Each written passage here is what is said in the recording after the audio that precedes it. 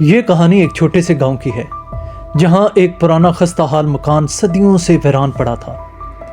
اس مکان کے بارے میں عجیب و غریب کہانیاں مشہور تھیں کہ وہاں جنات کا بسیرا ہے۔ دن کے وقت بھی لوگ اس مکان کے پاس سے گزرتے ڈرتے تھے اور رات کے اندھیرے میں تو اس کا نام لینا بھی ممنوع سمجھا جاتا تھا۔ ایک دن گاؤں کے کچھ نوجوانوں نے فیصلہ کیا کہ وہ اس مکان کے اندر جا کر حقیقت کا پتہ لگائیں گے۔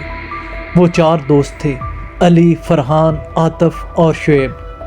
سب اپنے آپ کو بہادر سمجھتے تھے اور جنات کے بارے میں کہانیوں کو افسانوی سمجھ کر نظر انداز کرتے تھے۔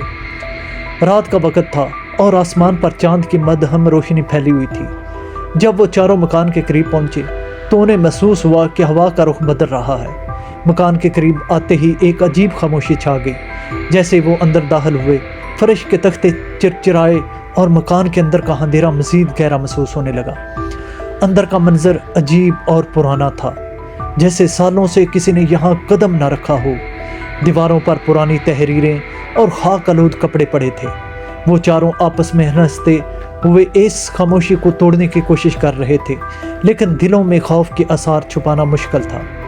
اچانک ایک کمرے سے ہلکی سی سرگوشی سنائی دی۔ سب چونک گئے۔ علی نے کہا، شاید یہ ہوا کا جھونکا تھا، لیکن جیسے ہی وہ کمرے کی طرف بڑھے، سرگوشی کی آواز واضح ہونے لگی۔ آواز عجیب زبان میں تھی جو وہ سمجھ نہیں پا رہے تھے۔ جب انہوں نے کمرے کا دروازہ کھولا تو سامنے ایک بوڑھا شخص بیٹھا ہوا دکھائی دیا۔ وہ شخص ان کی طرف دیکھ کر ہنسنے لگا، لیکن ان کی انسانی آواز نہیں لگ رہی تھی۔ وہ چاروں پیچھے ہٹ گئے۔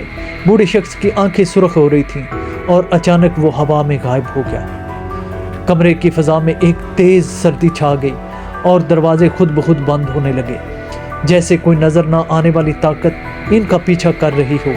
وہ فوراً بھاگ نکلے، لیکن باہر آتے ہی علی نے مڑ کر دیکھا تو مکان کی کھڑکیوں میں وہی سرخ نگاہیں ان کو گھور رہی تھیں۔ اس دن کے بعد وہ چاروں دوست بیمار پڑ گئے۔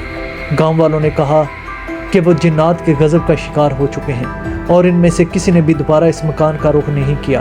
وہ مکان آج بھی اسی طرح ویران کھڑا ہے اور وہاں سے کبھی کبھی سرگوشیاں سنائی دیتی ہیں، جیسے کوئی وہاں آج بھی رہتا ہو۔